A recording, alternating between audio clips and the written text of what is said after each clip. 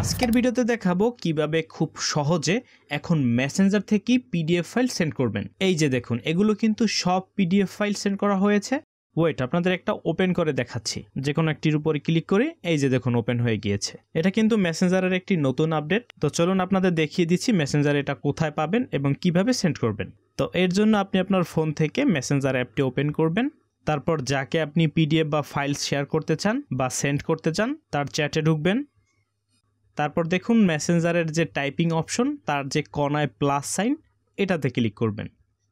তারপর দেখুন এখানে অপশনস ওপেন হবে, এই যে ফাইলস এটাতে ক্লিক করবেন। তারপর আপনার ফোনে থাকা সকল পিডিএফস বা ফাইল শো করবে। আপনি এখান থেকে আপনার কাঙ্ক্ষিত ফাইলসটি সিলেক্ট করবেন, তাহলে এটা সেন্ড হয়ে যাবে। এই যে দেখুন সেন্ড হয়ে গেল। তো এভাবেই কিন্তু খুব সহজেই আপনারা একে অপরের সাথে ফাইলস বা পিডিএফ শেয়ার করতে পারবেন। এখন আপনাদের যদি মেসেঞ্জারে এই অপশনসটি না আসে তাহলে একটু কষ্ট করে প্লে স্টোরে চলে যাবেন। তারপর সার্চ অপশনে গিয়ে মেসেঞ্জার লিখে সার্চ করবেন। তারপর যদি দেখেন আপডেট আসছে তাহলে আপডেট করে নেবেন। তাহলে আশা করি এই অপশনসটা আপনারা পেয়ে যাবেন।